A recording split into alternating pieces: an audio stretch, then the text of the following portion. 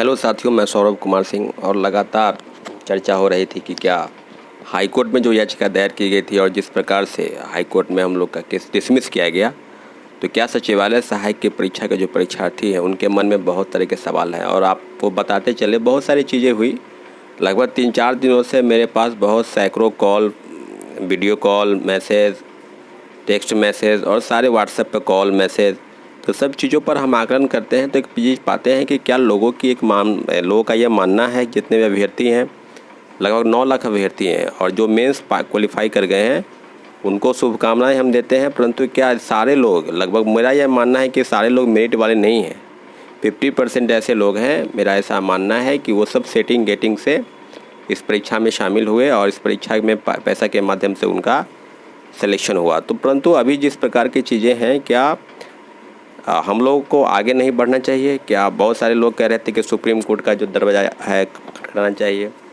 तो चीज़ें बिल्कुल बदल गई है साथियों। अब तो आपको कहने की ज़रूरत नहीं है, हम सभी लोग ये मानते हैं। और कल बीपीएससी 69 की परीक्षा है, प्रीलिम्स की, और सभी लोग, हम भी जा रहे हैं और आप लोग भी तैयारी कर रहे होंगे। तो उम्मीद करते हैं, बहुत सारे लोग फ़ोन कॉल कर मैसेज कर कह रहे थे कि आप कम्युनिटी पोस्ट में डाल दीजिए। सुप्रीम कोर्ट जाने की पूरी कवायद जो है वो शुरू है और सुप्रीम कोर्ट जाने की मंशा छात्र अभ्यर्थियों की है। अब जो रही बात कि सुप्रीम कोर्ट जाने के लिए क्या क्या की ज़रूरत है, किस चीज़ की ज़रूरत है, तो सीधे आपको बताते चले, क्या हाई कोर्ट में जिस प्रकार से केस लड़ा गया, हमने आपसे प्रोमिस किया था कि हाई कोर्ट में जो केस लड़ा जाएगा हम कहीं से भी पीछे नहीं हटेंगे और पूरी ईमानदारी और कर्तव्यनिष्ठा के साथ हमने इस केस को लड़ा। हमारे साथियों द्वारा जो भी मदद हुआ, और लगभग 1 लाख रुपए की ज़रूरत थी, परंतु उस समय जिस तरह की चीज़ें हुई, एक कथित छात्र नेता जो है इनका विरोध करने लगे कि गुमराह कर रहे हैं केस के नाम पर। आप ही एक बात बताइए, प्रोटेस्ट के बाद जो केस हुआ, क्या वो गलत तरीका था? क्या हम लोग को हाई कोर्ट में केस नहीं लड़ना चाहिए था? जिस प्रकार के हमने भी प्रोटेस्ट किया, प्रोटेस्ट के माध्यम से आयोग और सरकार को बिल्कुल हमने बात करने का प्रयास किया। क्या इस तरह की चीज़ें होंगी? प्रीलिम से ही सोचिए कि जितने भी परीक्षार्थी 9 लाख बैठे और एक शिफ्ट की परीक्षा जो है मात्र रद्द की गई।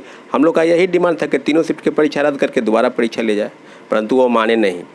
अब आप देख रहे हैं जिस प्रकार की चीज़ें, जो मेंस का रिजल्ट हुआ है, आप पूरे रिजल्ट पर गौर करेंगे तो 7-8 लोगों का क्रमांक एक जैसा है। सब लोगों का ये मानना है कि नहीं, इस तरह की चीज़ें हुई है। तो ये प्रीलिम्स और मेंस का लड़ाई भी बीच में हो गया था।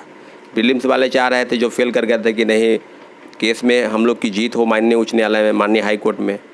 मेंस वाले चाह रहे थे कि केस डिसमिस हो जाए। और जब रिज़ल्ट आ गया, और देखिए रिज़ल्ट पूरा तैयार था, हम लोग भी जानते थे कि हाई कोर्ट में उनको लिखित रूप नहीं, ओरली रूप से उसको कहा गया था कि रिज़ल्ट जो है आप अभी पब्लिश नहीं करेंगे, जो सुनवाई चल रही है उसका फैसले का आप लोग इंतज़ार करेंगे। और सारी चीज़ें अब बिल्कुल क्लियर हो गई कि लगभग केस ख़त्म हुआ और उसी दिन रात में रिज़ल्ट पब्लिश करने की बात शुरू की गई। तो कोई दिक्कत नहीं है, सब चीज़ें क्लियर है, परंतु इतना ज़रूर है कि ये किस प्रकार के भर्ती आयोग है। क्या हम तो एक नहीं, लगभग 2 और 3 CGL 2 और 3 का तो मुझे पूरा अनुभव है कि इन लोगों ने ना कट ऑफ बताना है, न क्वेश्चन बुकलेट देना है, न कट ऑफ बताना है, न एमएसएस की कार्बन कॉपी देनी है। कितने परीक्षार्थी फेल कर गए, उनका कितना मार्क्स आया, जो पास कर गए उनका कितना मार्क्स आया, कट ऑफ कितना गया मेंस का या पीटी का, इस सब चीज़ों से इनका कोई मतलब नहीं है, कोई वास्ता नहीं है। तो कौन परीक्षा में पास किया, कितने लोग अपीयर हुए और कौन कौन बैठा, क्या इसका डाटा है? क्या इसका जानकारी उनको नहीं होना चाहिए जिन्होंने पास किया? बहुत सारे लोग ये भी, कौन उनके पिताजी या गार्जियन उनसे पूछ रहे हैं कि तुम्हारा मार्क्स कितना आया, तुम झूठ बोलते हो, तुम पास नहीं किए, तो तुम फेल कर गए, कितना मार्क्स आया। तो सारी चीज़ों की जानकारी तो उनको होनी चाहिए, परंतु इस तरह की चीज़ बिल्कुल ट्रांसपेरेंसी नहीं है। ये ऐसे भर्ती आयोग है जहाँ कोई ट्रांसपेरेंसी नहीं है। क्या बीपीएससी में इस तरह की चीज़ें नहीं होती? क्या दिक्कत है आपको क्वेश्चन बुकलेट देने में? क्या दिक्कत है आपको कट ऑफ बताने में? तो 2 भर्ती आयोग, बिहार पुलिस अवर सेवा आयोग और बिहार कर्मचारी चयन आयोग, बिहार स्टाफ सिलेक्शन कमीशन, इस दोनों का एक ही रवैया है कि कुछ नहीं बताना है, बस चीज़ों को सीधे सामने ला देना है। और सीधे बात अब ये है कि सुप्रीम कोर्ट जाने के लिए आपको हम बताते चले, अब हम सब चीज़ें नहीं करेंगे। कल एग्जामिनेशन है बीपीएससी का, उसके बाद 8-10 दिन हम इंतज़ार करेंगे, क्योंकि उससे ज़्यादा अगर हम लेट करते हैं तो चीज़ें इधर भी हो रही है, शुरू है, बदल जाएगी। आयोग बैठा हुआ नहीं है, सब चीज़ें हैं, लेकिन आप इंतज़ार आप करेंगे सुप्रीम कोर्ट में। अगर एक बार हम लोग लड़ते हैं तो हम उम्मीद करते हैं, ऐसा नहीं है हम लोग माननीय उच्च, हम लोग का पुख्ता सबूत है। आप लॉयर से पूछ सकते हैं या हम लोग के पास भी है, हम लोग चीज़ों को जानते हैं कि किस प्रकार की चीज़ें बदली गई। पीआईएल के नाम पर जो पीआईएल करवाया गया प्रिया कुमारी से और पीआईएल के नाम पर चीज़ों को कैसे बरगलाया गया, उस केस में हमारे केस को मर्ज करके और चीज़ों को बिल्कुल हटाया गया।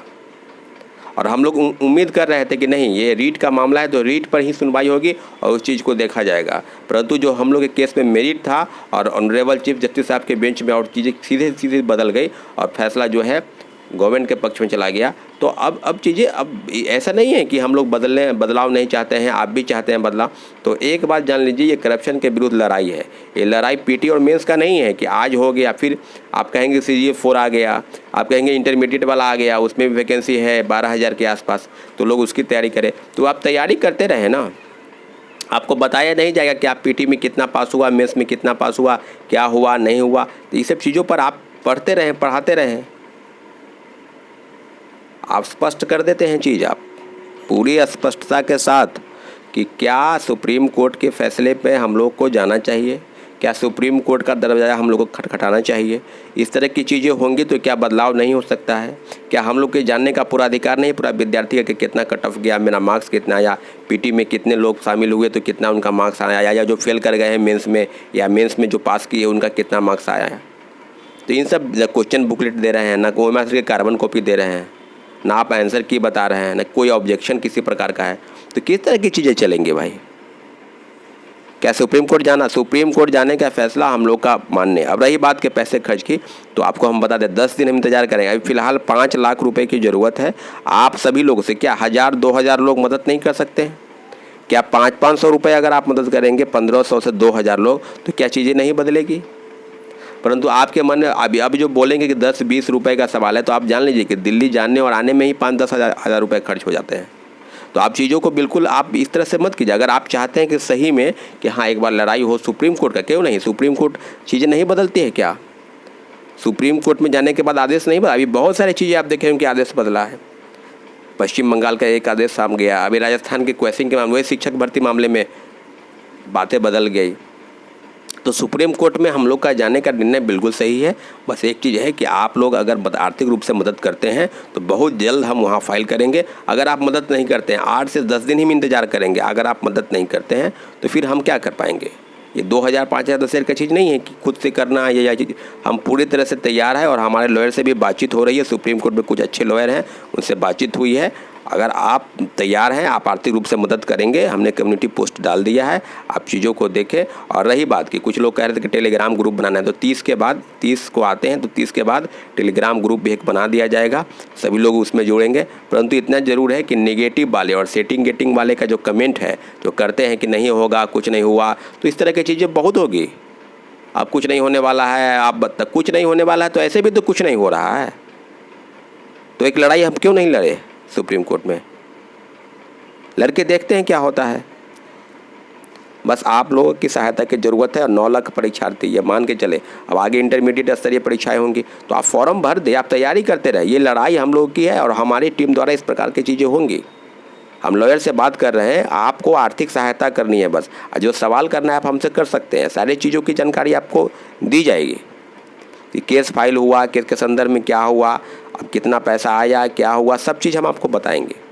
लेकिन इस तरह से चीज़ें अगर आप करेंगे, मदद करेंगे, तभी केस हम बढ़ेंगे, तभी हम फाइल करेंगे। अन्यथा चीज़ें अगर आप सिर्फ कमेंट करके कहते हैं कि आई एम विथ यू, आपके साथ हैं, आप आगे लड़े, इस तरह से करें, कोर्ट फाइल कर दे। पहले 5 लाख रुपए के इंतज़ाम होगा तभी हम सुप्रीम कोर्ट जाएंगे। अगर नहीं होता है इंतज़ाम 8-10 दिन के बाद तक, तो हम इस चीज़ों को बिल्कुल हैंडल नहीं कर पाएंगे। साथियों, आपसे स्पष्ट रूप से हम कह देते हैं। ठीक है, अब आप समझिए कि क्या करना है, क्या नहीं करना है। फिर मिलेंगे अगले अपडेट के लिए। हमारे चैनल को आपने सब्सक्राइब नहीं किया, क्योंकि छात्रों की बात है और उस तक पहुंचने की काफ़ी आवश्यकता है, तो आप सब्सक्राइब कर दें और मेल शेयर भी करें, ताकि लोगों तक वो बात जाए। क्योंकि जो चीज़ें गवर्नमेंट और आयोग के साथ है, के खिलाफ़ करना है या बात करने की बात है, तो आप समझ लीजिए कि इस तरह की चीज़ें होंगी और बदलाव की बात है, तो माननीय उच्चतम न्यायालय सुप्रीम कोर्ट का दरवाज़ा खटखटाने की बिल्कुल ज़रूरत है। साथियों, फिर मिलेंगे अगले अपडेट के लिए, तब तक के लिए आपका धन्यवाद। जय हिंद।